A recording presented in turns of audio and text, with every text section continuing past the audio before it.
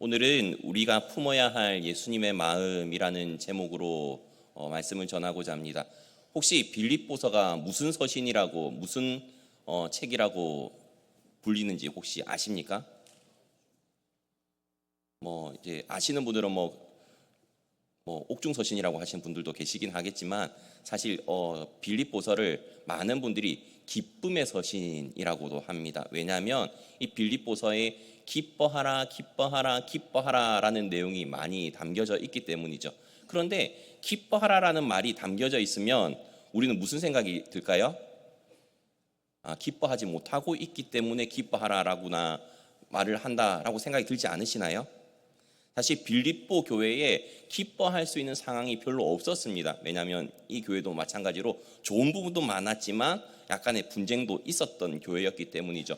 그렇기 때문에 사도 바울은 기뻐하라라고 이렇게 권면을 하고 있는 내용들이 많이 있는데요. 성도님들은 언제 많이 기쁘신가요? 저는 이제 제 인생을 되돌아보니까 엄청 슬프면서 기뻤던 기억이 있습니다.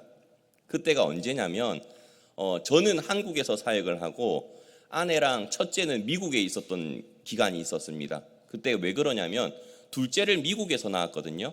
근데 둘째를 미국에서 낳을 때 첫째 하영이도 이제 미국에 잠시 가 있었을 때가 있었습니다. 그래가지고 한국에 있으니까 할 수 있는 게 뭐밖에 없죠? 화상통화. 요즘 참 시대가 좋아져가지고 화상통화를 하는데 그 시차는 너무나도 틀리지만 그럼에도 불구하고 아들의 얼굴을 보고 아내랑 이야기를 하면서 슬프면서도 너무나도 기쁜 거 겪어보셨으면 아실 분들은 아실 거라 믿습니다. 그리고 최근에는 또 기뻤던 게 언제냐면 요즘에 잘 때가 참 기쁩니다. 왜냐하면 예전에는 항상 아이들이 엄마랑 잘 거야 엄마랑 잘 거야 해가지고 좌우 한 명씩밖에 안 되지 않습니까? 떨어진 애가 저랑 잤거든요. 그런데 요즘에는 애들이 저랑도 자려고 합니다. 이게 안 믿기시겠지만 제가 설마 거짓말을 하겠습니까? 진짜 아이들이 요즘에는 저랑 자려고 하거든요. 그게 얼마나 기쁜지 모릅니다. 엄마를 이겼어 엄마를 이겼어 그런 감정으로 많이 기쁘다는 것이죠. 자, 그런데 하나님께서도 마찬가지로 우리를 보고 기뻐하신다라고 생각이 들면 우리는 마음이 어떨까요? 하나님의 기쁨이 되고 싶다라는 생각이 들지 않으시나요? 자, 그런데 이 빌립보 교회라는 곳이 어땠을까라는 것을 한번 살펴보고자 합니다. 아시는 분들도 아시겠지만 사실 빌립보라는 지역이 예수님 오시기 전에 기원전 31년 그때는 그다지 중요한 위치를 차지하지 못했었습니다. 옥타비아누스가 악티움 회전에서 안토니우스를 물리치고 난 이후에 아우구스투스 황제로 명명되고 그때 빌립보 지역은 조세도 감면되고 모든 시민이 로마 시민권이 되고 그래서 로마법에 대한 특별한 권리를 누리게 되었습니다. 그래서 로마 시민권자라는 그 특권 의식도 많이 있었고요. 자부심도 엄청났습니다. 그리고 상업도시였고 위치도 아주 중요한 위치에 있었기 때문에 사람들이 많이 왕래하기도 했습니다. 그런데 참 독특하게 이 빌립보라는 지역은 로마 문화보다는 그리스 문화에 더 가까운 문화를 가지고 있던 지역이기도 합니다. 그래서 성경은 이 빌립보 지역에 대해서 소개를 하는데요. 사도행전 16장 12절에 이렇게 말씀하고 있습니다. 거기서 빌립보에 이르니 이는 마게도냐 지방의 첫 성이요 또 로마의 식민지라 이 성에서 수의를 유하다가 빌립보 지역은 사실 사도 바울이 세웠던 교회이고 또 최초로 세워진 이방인 교회이기도 합니다. 최초의 유럽 교회였던 것이죠. 그렇기 때문에 이 빌립보 교회는 복음이 이방인 지역에 최초로 들어갔음을 설명해 주고 있기도 합니다. 그런데 빌립보 지역에 대해서 어떻게 처음 복음이 전해졌냐면 AD 51년경에 사도 바울이 두 번째 선교 여행하던 가운데 성령님께서 아시아와 비두니아에서 복음을 전파하려고 하는 것을 바울에게 하지 말게 막으시는 가운데 바울과 실라가 에게에 접한 아시아의 항구 드로아로 이동하게 됩니다. 그런데 그 가운데 한 그리스인, 성경에는 마게도냐인이라고 나오는데요. 마게도냐로 건너와서 우리를 도우라라는 그 환상을 접하게 되면서 성령 하나님께서 마게도냐로 가게 하시기를 원하시는구나라고 생각이 들어가지고 이 마게도냐로 이동하게 되고 그 가운데 첫 성이었던 빌립보 지역에 교회를 세우게 된다는 것이죠. 그런데 이 빌립보 지역에 도착을 하고 나니까 문제는 뭐냐면 유대인들은 현역에 흩어지게 되면 제일 먼저 세우는 게 회당입니다. 중국인들도 전 세계로 흩어지면 제일 먼저 세우는 게 뭐 있지 않겠습니까? 우리나라도 전 세계 가운데 흩어지게 되면 뭐 교회를 제일 먼저 세운다든지 뭐를 먼저 세우지 않습니까? 마찬가지로 유대인은 뭐 뿔뿔이 흩어지게 됐을 때 회당을 세우는데 이 빌립보 지역에는 회당이 없었습니다. 회당이 없었다는 말은 유대인이 없었다는 말과 일맥상통하는 것이죠. 그런데 그렇기 때문에 도시 외곽에 강둑에 모여있는 여인들을 발견하고 그곳에서 복음을 전하게 됩니다. 그리고 그 가운데 루디아라고 하는 여성 사업가를 만나게 되고 또 그 이후에 또 누구를 만나게 되냐면 로마인 간수를 만나게 됩니다. 그렇게 이 로마인 간수를 만나게 되는 배경도 아시다시피 귀신 들린 아이를 고쳐주고 감옥에 갇히게 되죠. 그래서 큰 지진이 났을 때 간수는 아이고 죽었다. 바울과 실라가 도망가면 어떻게 하지? 왜 그러냐면 죄수가 도망치면 간수가 대신 잡혀야 되거든요. 로마법상. 그런데 자기가 대신 갇혀 죽게 됐으니까 얼마나 두렵고 떨립니까? 그런데 바울과 실라가 도망가지 않고 우리는 여기 있으니까 두려워하지 마십시오라고 하니까 로마 간수가 자기 집에 바울과 실라를 초청하고 온 가족이 구원을 믿는 역사가 일어났던 지역이 바로 빌립보 지역이라는 것입니다. 자, 그런데 그 지역 가운데 유대주의자들이 나중에 들어오게 되는 것이죠. 그리고 상당히 바울은 그것을 위기의식을 가지고 이 빌립보 교회에 서신을 보내면서 유대주의자들도 조심하고 어떻게 신앙을 생활을 하라라고 편지를 보낸 것이 바로 빌립보서라는 것을 우리는 알 수 있게 됩니다. 자, 그런데 참 재미있죠? 빌립보 교회에 편지를 썼을 때는 정작 사도 바울 자신이 감옥에 갇혀 있을 때 썼었거든요. 밖에 있는 사람이 안에 있는 감옥에 갇힌 바울 보고 그럼에도 불구하고 하나님을 신뢰하고 기뻐하십시오라고 하는 것은 납득이 돼요. 인간적인 세상 관점에서. 그런데 감옥에 갇혀 있는 사람이 밖에 있는 자유롭게 활동하고 있는 성도들에게 기뻐하십시오. 그리고 주님의 마음을 품으십시오라고 하는 것이 납득이 쉽게 되지 않지 않습니까? 그런데 오늘 본문을 보게 되면 다른 본문에서는 다 기뻐하라 라고 되어 있는데 오늘 본문인 2장 4절에서는 조금 더 다르게 표현되어 있습니다. 다 함께 읽어볼까요? 시작. 각각 자기 일을 돌볼 뿐더러 또한 각각 다른 사람들의 일을 돌보아 나의 기쁨을 충만하게 하라. 자, 이거를 빌립보 성도들에게 요구를 하는 것이죠. 누구를 기쁘게 하라고요? 자기를 기쁘게 해달라는 것입니다. 사도 바울을. 그죠? 그런데 이거를 쉬운 성경 버전으로 제가 한번 읽어드리도록 하겠습니다. 제가 읽겠습니다.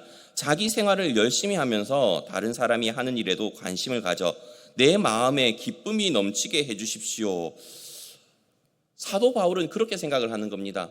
빌립보 교회 성도들이 자신의 생활도 열심히 하지만 자신의 삶만 열심히 충실히 사는 것이 아니라 다른 사람도 돌보아주고 챙겨주면서 그 모습이 사도 바울에게 기쁨이 될 수 있도록 더 아름다운 공동체를 세워나가기를 간절히 바라는 마음이 바로 오늘 본문에 담겨져 있다는 것이죠.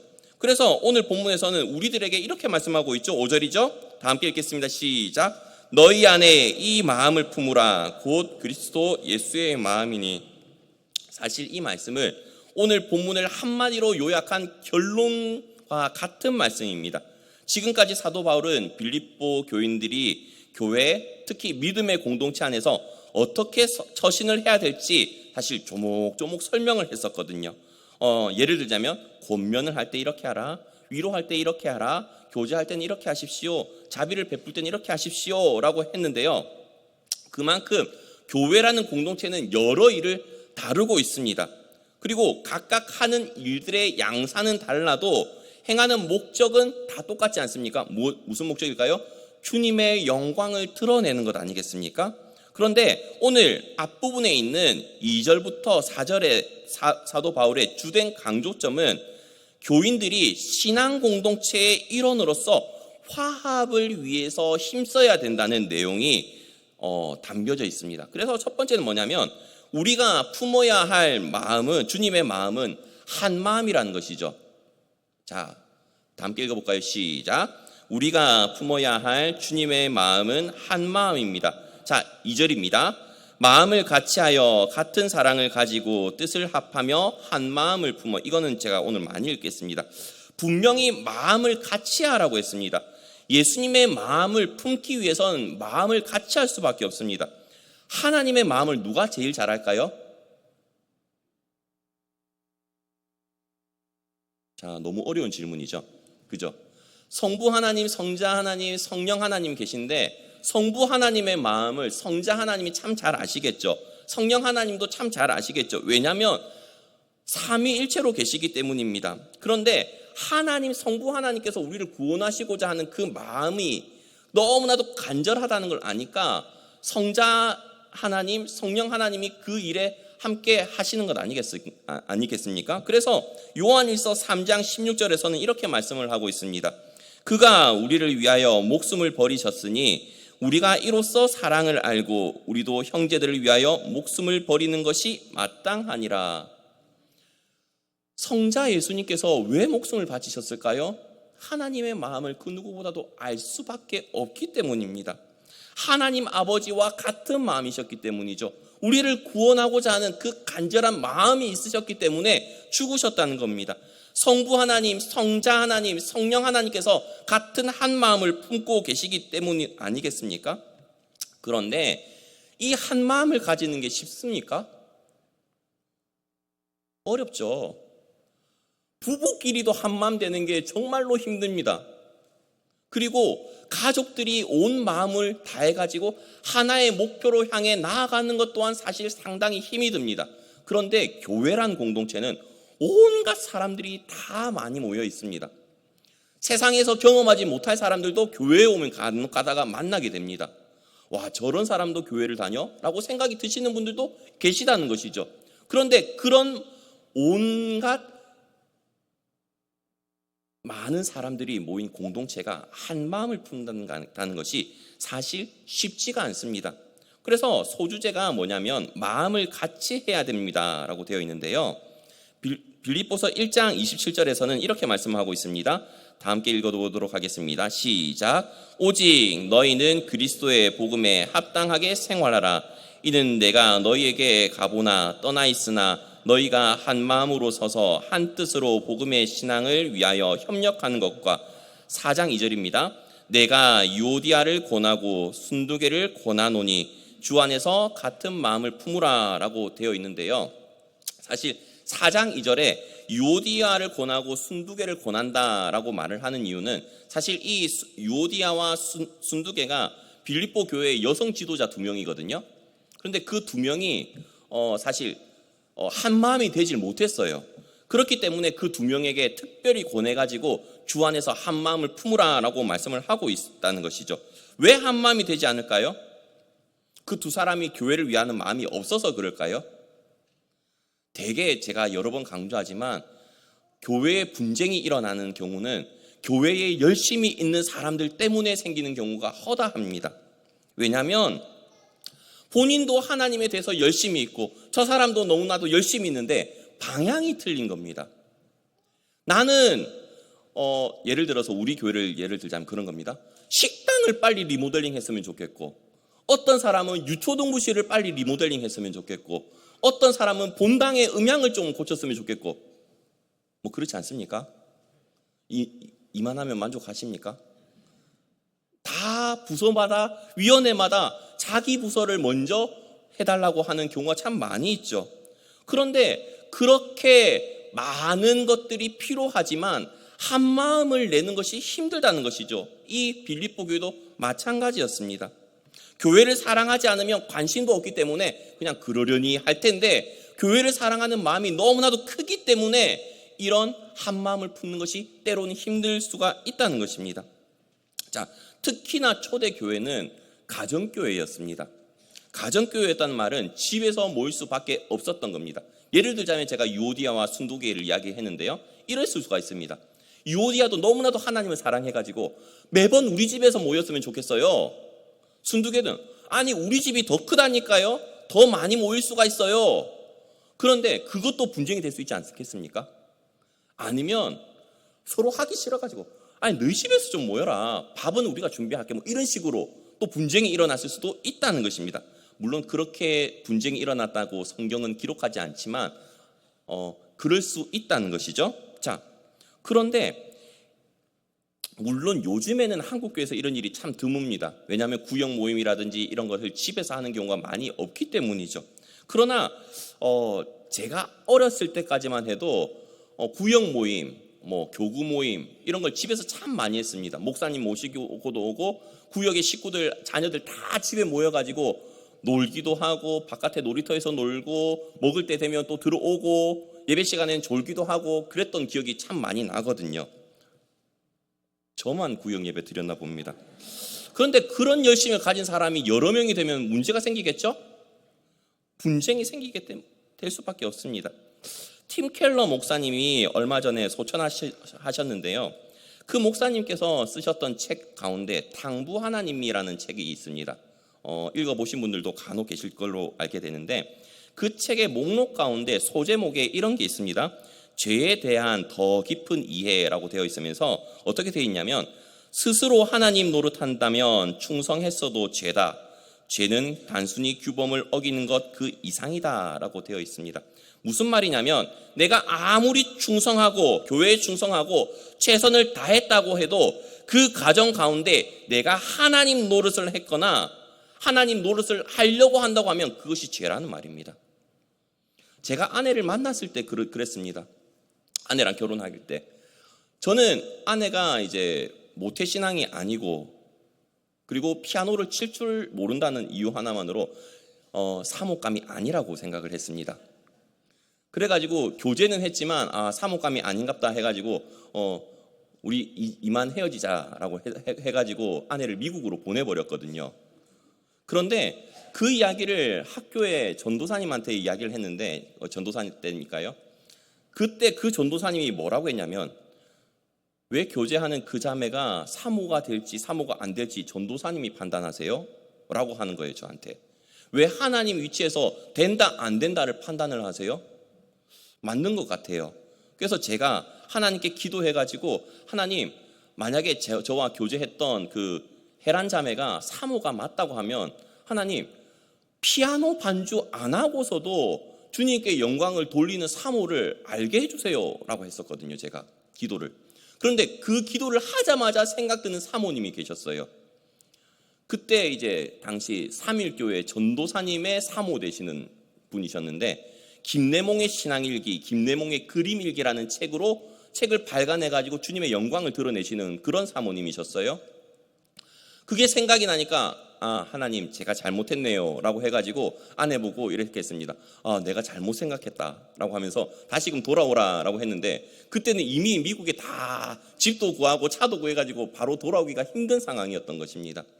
무슨 말을 하고 싶으냐면 내가 하나님 입장에서 하나님 위치에서 스스로 판단하고 했기 때문에 그때 당시에 저는 아내에 대해서 죄를 지었고 하나님께 대해서도 죄를 지었었다라는 것을 고백하고 있는 것입니다.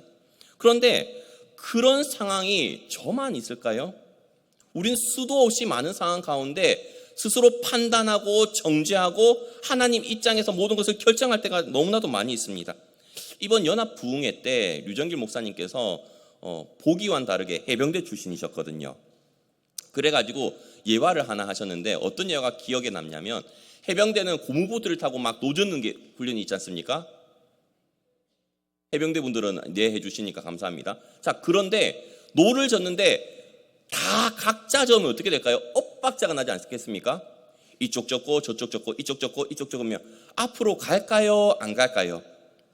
안 가겠죠. 그래서 물살을 급류를 거슬러 올라가야 되는데, 연어처럼 거슬러 올라가야 되는데 그게 되지 않고 아무리 봐도 옆에 나무는 그대로인 겁니다. 그러니까 이제 뒤에서 이제 그 조교가 노가 회초리가 되는 거죠. 등짝을 두들기면서 박자를 맞춰놓고 박자를 이러면서 하나 하면 젖는다 이러면서 하나 악이야 둘 깡이야 이러면서 적기 시작하는 거죠. 그러니까 악이야 깡이야 악이야 깡이야 한 마음을 하니까 어떻게 됐을까요? 보트가 앞으로 나아가는 겁니다. 우리가 아무리 열심을 다해서 젖는다고 해도 한 마음으로 하지 못하면 우리는 방전될 때까지 노만 젖고 마는 겁니다. 앞으로 나아가지도 못하고. 그렇기 때문에 교회는 한 마음으로 모든 것을 할 수밖에 없는 공동체 아니겠습니까? 그리고 두 번째는 같은 사랑을 가져야 된다라고 말씀을 하고 있습니다. 2절이죠. 마음을 같이하여 같은 사랑을 가지고 뜻을 합하며 한 마음을 품어. 같은 사랑, 도대체 같은 사랑의 대상이 누구일까요? 다들 아시다시피 예수님입니다. 우리가 예수님을 사랑하듯이 형제 자매를 사랑하지 못하면 모든 것을 할 수가 없어요. 제가 한번 이야기를 했던 것 같기도 한데요. 살인하지 말라라는 말씀이 왜 있는지 아십니까? 십계명에. 하나님의 형상을 따라 지음받은 존재이기 때문에 살인을 하면 안 되는 겁니다. 왜죠? 저 사람도 진짜 어떻게 저렇게 생길 수가 있을까? 엄마가 나타가 사고가 났나라고 생길 정도의 그런 외모를 가진 분이 혹여 계실지라도 그분도 어떤 분이라고요? 하나님의 형상을 따라 지음받은 분. 나에게 너무나도 큰 상처를 준 사람도 하나님의 형상을 따라 지음받은 분. 그렇기 때문에 모든 것을 하나님께 맡기되 내가 해야 될 것은 그럼에도 불구하고 그 사람을 사랑해야 된다는 겁니다. 그것이 하나님께서 우리를 향하신 뜻인 거죠. 그렇기 때문에 결단코 살인까지 가지 못하도록 하나님께서 막으시는 겁니다. 그런데 우리가 같은 사랑을 가지고 같은 공동체를 사랑해야 되고 같은 모든 것들을 품어야 되는데 쉽습니까? 저도 목사지만 간혹 가다가 그런 분들이 계세요. 목사님들은 간혹 가다가 주님의 몸된 교회라고 생각하기보다는 내 교회라고 생각하시는 경우가 간혹 가다가 계세요. 그런데 그런 교회의 성도님일수록 어떤 분들이 많으신 줄 아세요? 그럼에도 불구하고 이 교회는 주님의 몸된 교회라고 생각을 하세요. 그렇기 때문에 정말로 기도하고 한 마음으로 충성하려고 하시는 분들이 많으시다는 거예요. 왜죠? 그분들은 같은 마음, 같은 사랑을 가지길 간절히 바라시거든요.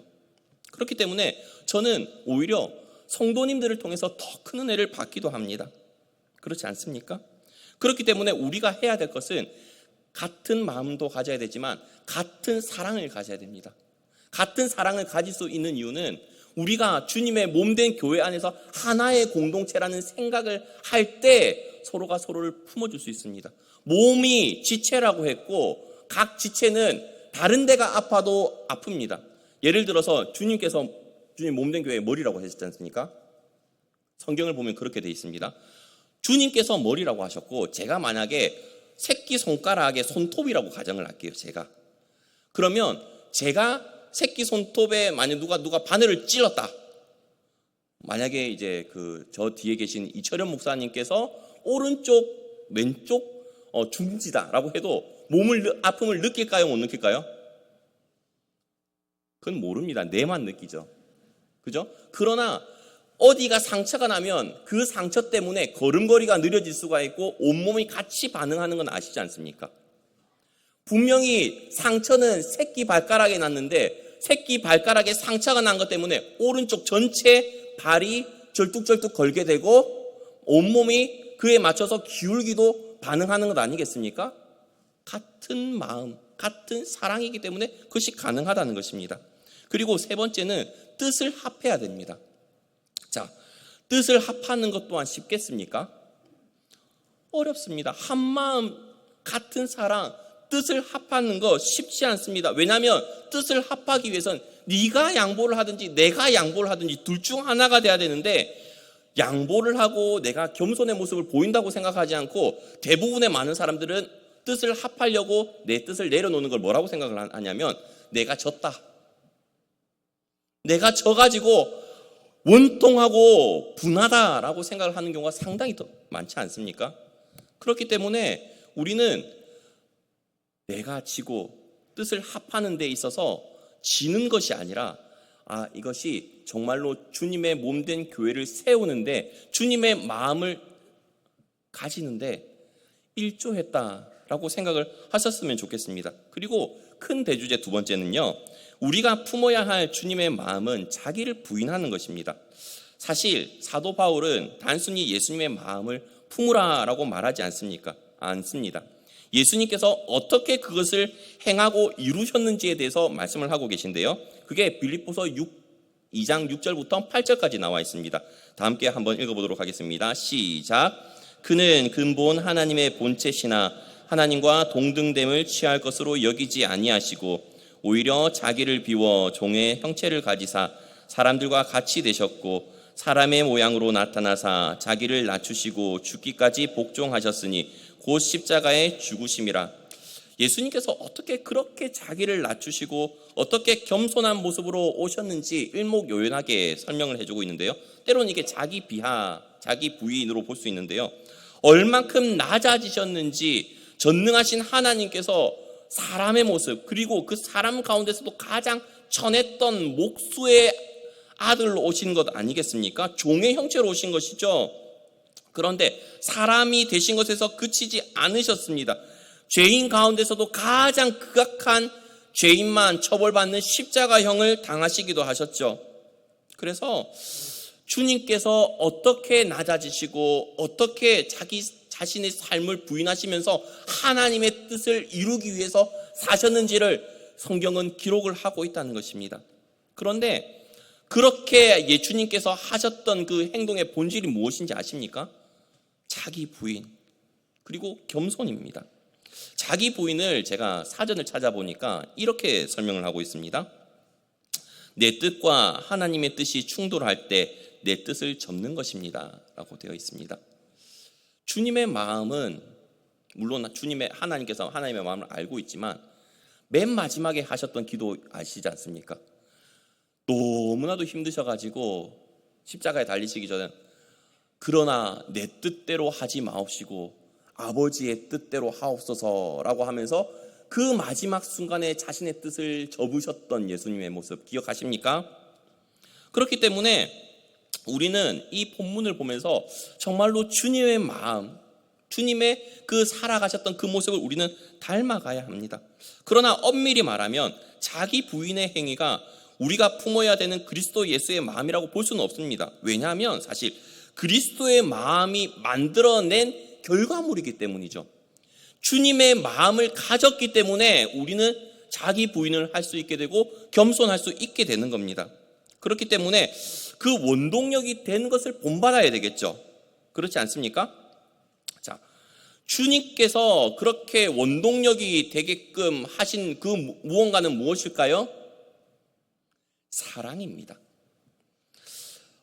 요한복음 3장 16절은 다들 외우실 텐데요, 다 함께 읽어보도록 하겠습니다. 시작. 하나님이 세상을 이처럼 사랑하사 독생자를 주셨으니 이는 그를 믿는 자마다 멸망하지 않고 영생을 얻게 하려 하심이라. 여기서 나오는 이처럼은 이와 같은 방법으로예요. 이와 같은 방법은 앞에 있는 내용을 수식하는데 모세가 노뱀을 든 것 같이 그런 방식으로 우리를 사랑하여 주셔가지고 주님은 십자가에 달리게 하실 것이다 라는 것을 암시해주고 있는 내용이죠. 그리고 로마서 5장 8절의 말씀을 읽어보면 우리가 더 쉽게 이해할 수 있는데요, 함께 읽겠습니다. 시작. 우리가 아직 죄인 되었을 때 그리스도께서 우리를 위하여 죽으심으로 하나님께서 우리에 대한 자기의 사랑을 확증하셨느니라. 하나님의 그 사랑이 주님께도 있었고 그 사랑이 예수님께도 있었기 때문에 자발적으로 의지적으로 자기 자신을 낮추신 행위라는 겁니다. 그렇지 않을까요? 그렇기 때문에 우리에게 예수님과 같은 마음으로 행하려 한다면 무엇이 전제되어야 될까? 자기 부인과 겸손의 뿌리는 무엇일까? 그것은 우리를 사랑하시는 주님의 마음이 우리에게 있을 때 그것이 드러나게 된다는 것입니다. 그것을 가져야 가능하다는 것입니다. 신앙의 공동체 가운데 사랑이 없으면 그 모든 것이 불가능합니다. 그렇기 때문에 성령의 9가지 열매 가운데 제일 첫 번째가 뭐죠? 사랑입니다. 그리고 마지막이 뭘까요? 절제입니다. 왠 줄 아세요? 사랑이 있어야 천문이 가능하고요. 절제가 있어야 그 잡음이 안 들립니다.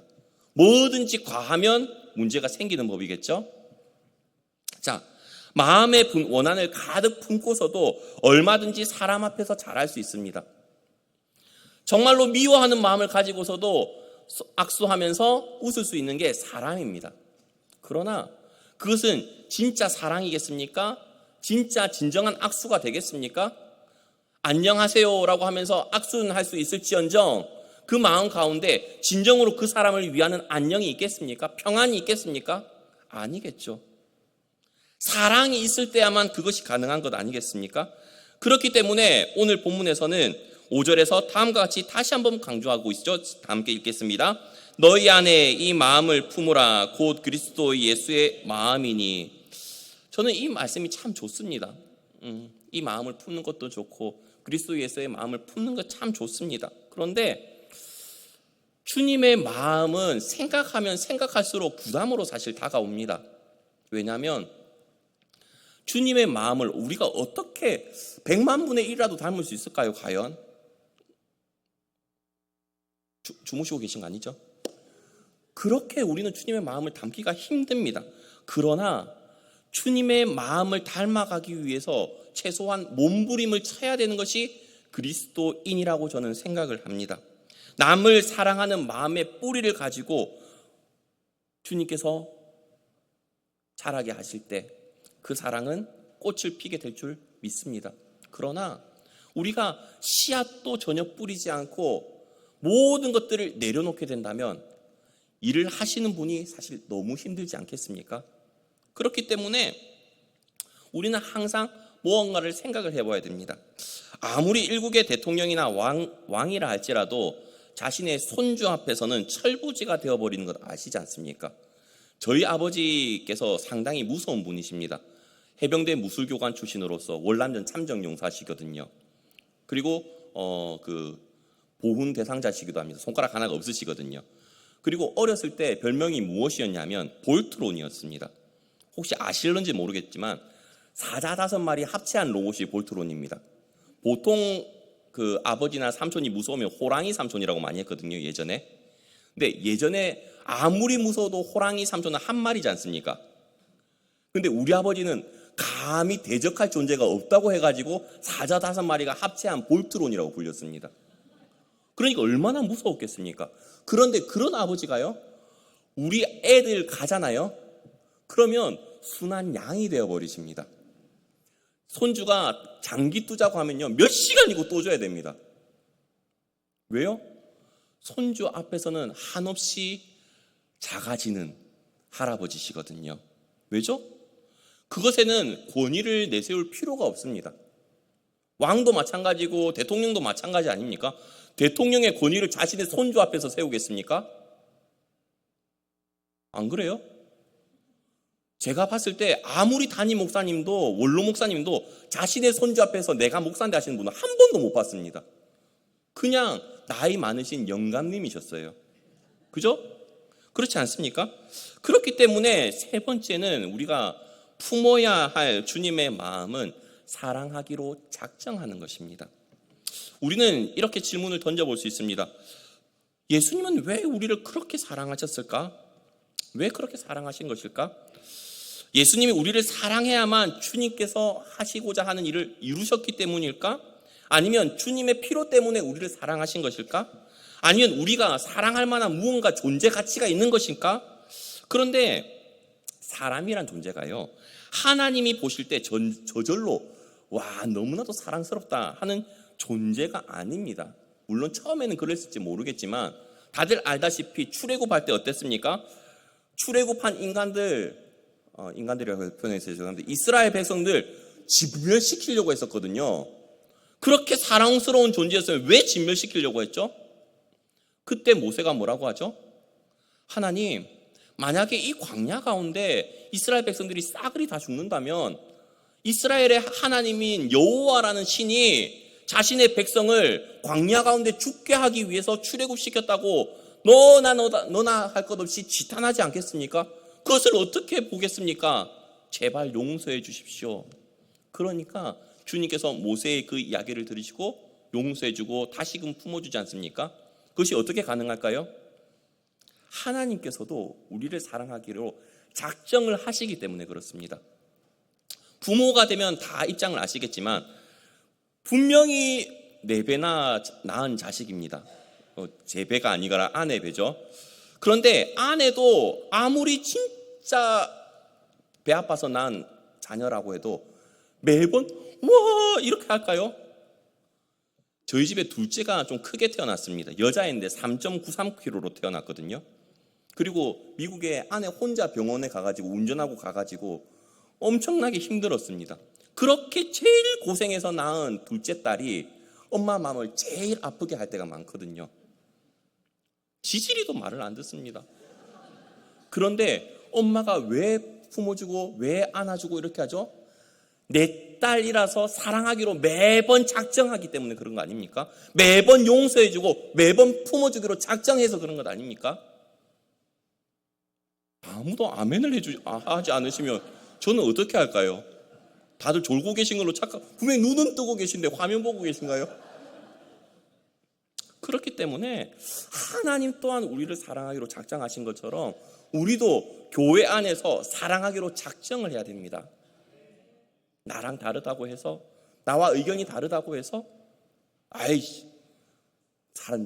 모든 사람에게 칭찬을 받으면 그것도 화라고 했는데 에라이 모르겠다 저 사람은 제외하자. 그럼에도 불구하고 나를 미워하고 나를 핍박한다 할지라도 주님께서 사랑하기로 작정하셨던 것처럼 나는 그럼에도 불구하고 저 사람을 사랑하기로 작정하겠습니다. 그것이 주님이 원하시는 마음입니다. 가정이든지 교회든지 어떤 공동체든지 공동체는 화합을 해야 됩니다. 그리고 그 화합을 이루는 가장 중요한 것은 한 마음이고 또 그 한 마음을 이루기 위해서 꼭 필요한 것은 사랑입니다. 다시 한번 마지막으로 정리를 하겠습니다. 첫 번째는 우리가 품어야 할 예수님의 마음은 한 마음입니다. 그런데 그 마음을 가지기 위해서는 마음을 같이 해야 되고요. 같은 사랑을 가져야 되고요. 뜻을 합해야 됩니다. 그리고 우리가 품어야 할 예수님의 마음은 자기를 부인하는 것입니다. 그리고 세 번째로는 우리가 품어야 할 예수님의 마음은 다른 사람을 사랑하기로 작정을 해야 되는 것입니다. 오늘 이 시간 말씀을 듣고 우리가 품어야 할 예수님의 마음을 온전히 다 가지실 수 있는 우리 옥포제일교회 성도님들 되시기 바랍니다. 다 함께 나의